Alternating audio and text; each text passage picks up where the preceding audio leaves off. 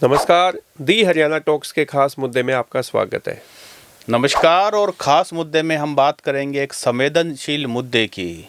हिसार में गुरुवार की रात को एक एएसआई की पीट कर हत्या कर दी है और हत्या करने वाले कोई और नहीं, राह चलते कुछ शरारती तत्व युवक थे जिनका विरोध करने पर एएसआई की पीट कर कल हत्या कर दी गई है। इससे पहले हिसार अगस्त में सुर्खियों में आया था जब डीजे रोकने को लेकर पुलिसकर्मियों पर पहले हमला हुआ और जब पुलिस वहां पे बाद में पहुंची तो एक युवक गणेश वाल्मीकि की छत से गिरने से मौत हो गई।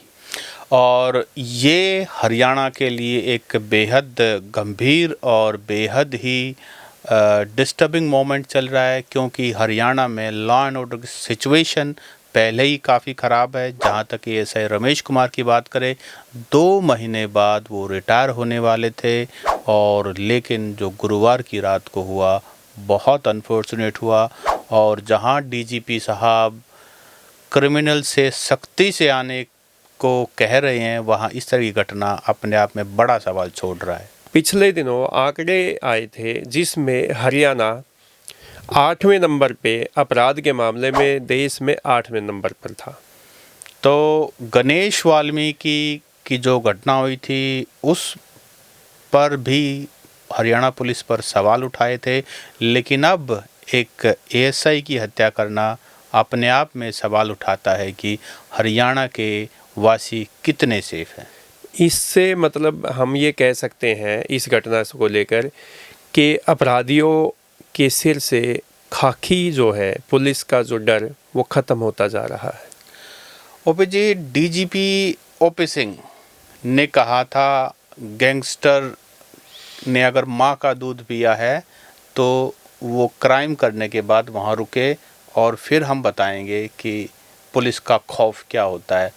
डीजीपी साहब ने कुछ दिन पहले अपने सभी पुलिसकर्मियों का मोरल अप करने के लिए कहा था कि पुलिस की कोई जात नहीं होती, एक ही जात होती है, खाकी। यानी कि सारे पुलिस, हरियाणा पुलिस एक पूरा परिवार है।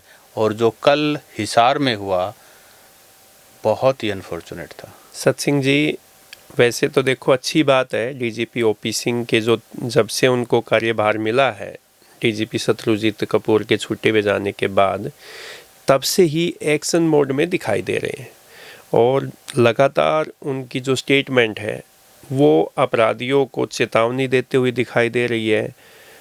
पुलिस का मोरल, जैसे आपने बताया कि वो उनको मोरल को अप करने के लिए वो कहीं दिखाई देते हैं, लेकिन अपराधियों पर या हरियाणा में कानून व्यवस्था पर कोई असर अभी तक दिखाई नहीं दे रहा। देखो, सोशल मीडिया पर जब हम देखते हैं तो मुख्यमंत्री के बारे में कहा जाता है ये तो हरदम मजाक के मूड में रहते हैं, हंसते रहते हैं। अब जब ओपी सिंह जी को डीजीपी बनाया, ये जिम्मेदारी दी गई, तो उन्होंने काफ़ी अच्छी स्टेटमेंट दी जो सुर्खियां बनी, सुनने में कितनी अच्छी लगी, लेकिन अपराधियों तक मैसेज पहुंचा नहीं है। उन्होंने तो गैंगस्टर्स को ख़त्म करने की बात कही थी, गुंडाराज ख़त्म करने की बात कही थी डीजीपी साहब ने। यहाँ तो जो रमेश कुमार के साथ हुआ ना, वो तो कोई ज़्यादा शोर मचा रहे, मतलब गाड़ियों को स्टंटबाजी कर रहे थे गली में, जिसका ऑब्जेक्ट एएसआई रमेश कुमार ने किया। उस समय वो चले गए, 1 घंटे बाद दोबारा लौट करके आते हैं। जो डीजीपी ओपी सिंह ने कहा ना, हिम्मत है तो रुक कर दिखाएं, वो 1 घंटे बाद दोबारा वापसी करते हैं और फिर उस समय मार के बता रहे हैं, ईंट मार करके उनकी हत्या कर दी गई। ये जो रमेश कुमार है सत सिंह जी, ये फतेहाबाद के गांव के हैं, पीली मंदोरी गांव से, और हिसार में रहते हैं। तो गली में कुछ युवक ऐसे थे, मैं घटना के बारे में दर्शकों को थोड़ा सा बता दूं कि कुछ युवक वहाँ पे हुड़दंग मचा रहे थे, और गली में जब ये बाहर निकल के आए कि कौन ऐसा है भाई, कौन ऐसा हुड़दंग मचा रहे, गाली गलौच भी काफ़ी कर रहे थे वो लोग। तो रमेश कुमार क्योंकि पुलिस में है तो पुलिस का जवान में थोड़ा सा कॉन्फिडेंस होता ही है, और एक सामाजिक प्रेशर भी होता है कि भाई पुलिस वाले के घर के सामने भी हुड़दंग मचा रहे हैं तो फिर पुलिस वाला क्या हुआ। तो रमेश कुमार ने हिम्मत की और वहाँ उनके बीच में गए और उनको कहा कि भैया आप यहाँ पे गाली गलौज मत कीजिए, आप हुड़दंग मत कीजिए, आप घर जाइए, स्टंटबाजी कर रहे थे, स्टंटबाजी मत कीजिए। तो वहाँ पे कहा सुनी होती है। उस टाइम पे तो वो चले जाते हैं।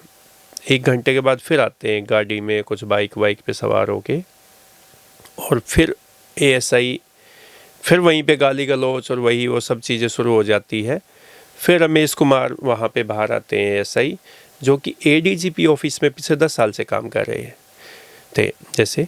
तो फिर उन्होंने उनको रोकने की कोशिश की, तो एएसआई पे हमला किया, ईंटों से पीट के उसकी हत्या कर दी। घायल हो गए थे वहाँ बहुत ज़ोर से वो, गंभीर रूप से, और फिर उसकी मौत भी हो गई। तो आप ये बताइए सत सिंह जी, जब पुलिस के जवान, और वो भी कोई ऐसी उनकी इंटेंशन नहीं थी, कोई रंजिश भी नहीं थी, कोई और भी कोई ऐसा बात नहीं थी, लेकिन एक पुलिस के जवान की ऐसे सरेआम पीट के असामाजिक तत्व हत्या कर देते हैं, तो ये कानून व्यवस्था है कहाँ पे? एएसआई रमेश कुमार के 3 बच्चे हैं। बेटा हिमाचल में मेडिकल की पढ़ाई कर रहा है, एक बेटी कॉरपोरेट गुड़गांव में कॉरपोरेट जॉब करती हैं, एक और है, और अभी जनवरी में उनकी रिटायरमेंट होनी जी 57 साल के हो चुके 57 साल के हो चुके थे। और उनके अपने रिटायरमेंट के प्लान्स रहे होंगे कि रिटायरमेंट आने के बाद ये करेंगे वो करेंगे। अभी बच्चे पढ़ाई भी पढ़ रहे हैं और सारी जिम्मेदारियां हैं, और रिटायरमेंट के बाद कई तो ऐसे होते हैं कि भाई रिटायरमेंट के बाद पुलिसकर्मी पूरे जीवन अपना घर नहीं बना पाते हैं, क्योंकि पुलिस की नौकरी बड़ी हार्ड होती है, ट्रांसफ़र्स होती हैं और बड़ी जिम्मेदारियां होती हैं। और जब तक रिटायरमेंट के नज़दीक आते हैं शरीर में भी काफ़ी सारी, मतलब आप ये मानिए ना, ऐसी हेल्थ इश्यूज़ भी हो जाते हैं जी। तो बंदा यही सोचता है एक बार रिटायरमेंट लेने के बाद आराम करेंगे, ट्रीटमेंट कराएंगे, बच्चों को सेट करेंगे, ये होगा वो होगा।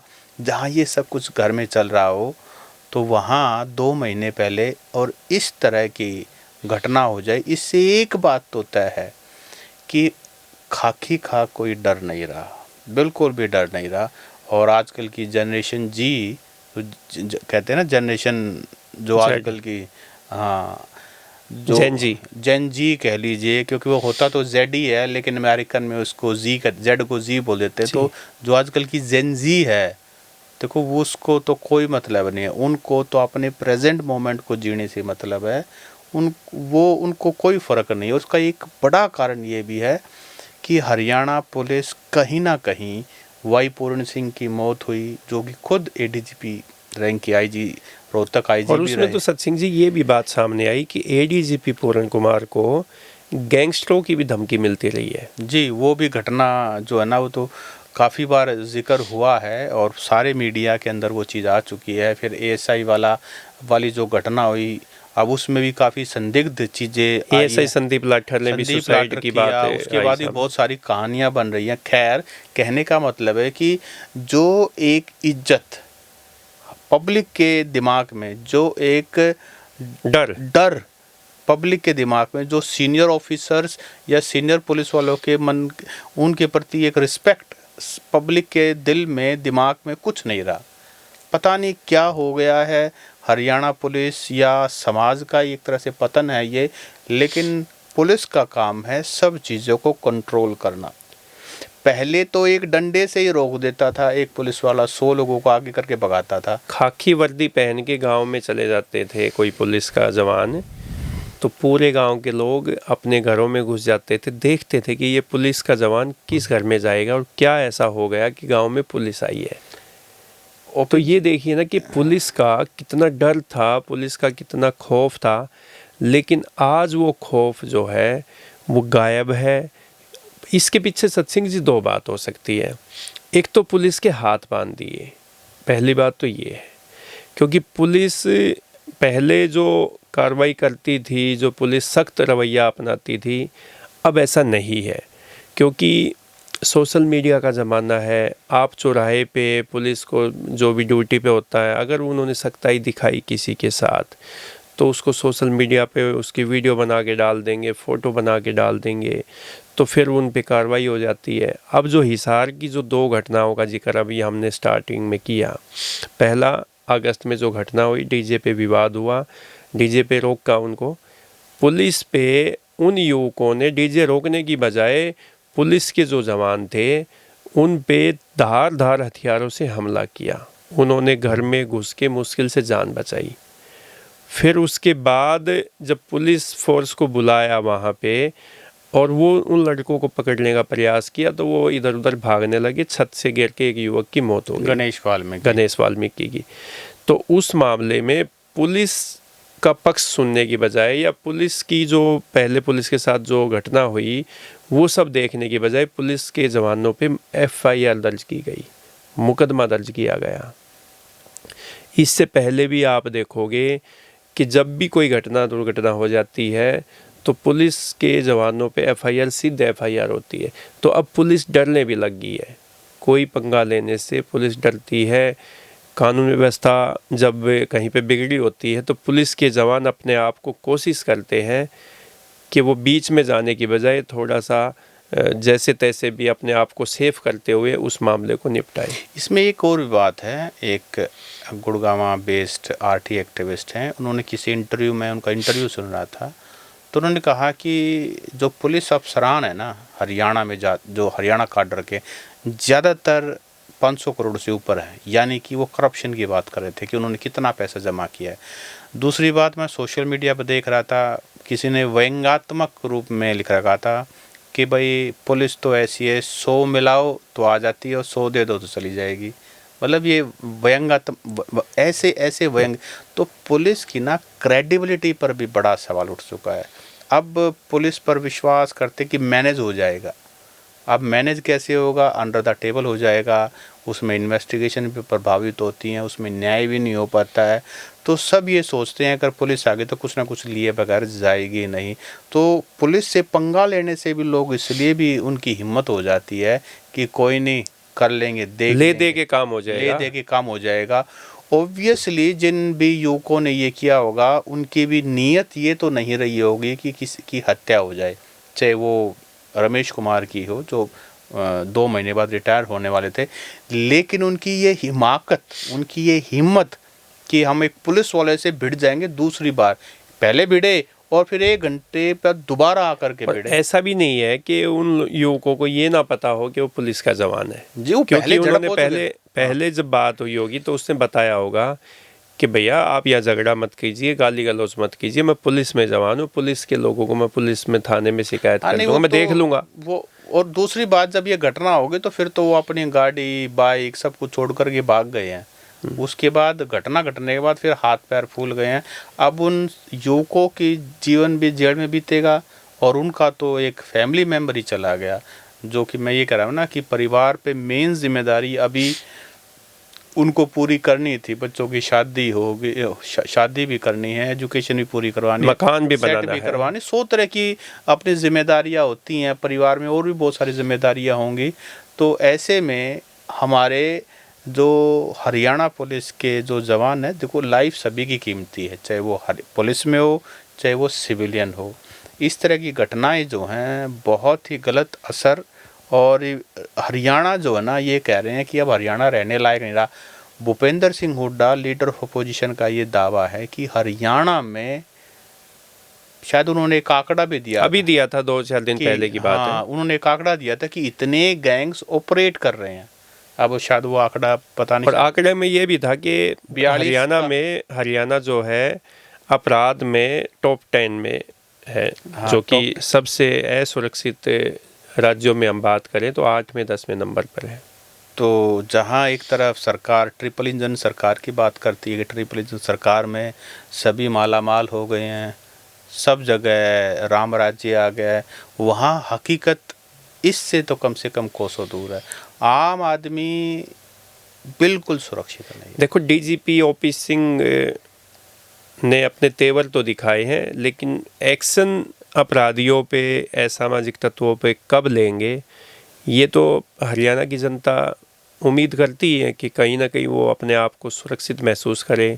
हरियाणा में जो कानून व्यवस्था का बेड़ा गर्क हो चुका है उससे बाहर कब निकल पाएंगे, कब यहाँ पे अमन चैन और जो एक डर की भावना है वो कब ख़त्म हो पाएगी। तो साथियों, आपको क्या लगता है जो हिसार में रमेश कुमार की जो हत्या हुई और इस तरीके से हुई और ऐसे पॉइंट पर हुई और दोबारा से लौट करके वो आए और तब उन्होंने हत्या की ईंट मार मार के, आपको क्या लगता है ये घटना क्या दर्शाती है? क्या हरियाणा में लॉ एंड ऑर्डर की स्थिति का रियल हाल क्या है? क्योंकि हम सब चाहे कैमरे के इस तरफ हैं या कैमरे के उस तरफ है, हम सब भुगतभोगी हैं। डेली हम ऐसी घटनाएं हमारे चारों तरफ घट रही है। हरियाणा कितना सुरक्षित है ये आप कमेंट करके हमें बताएं। नमस्कार। नमस्कार।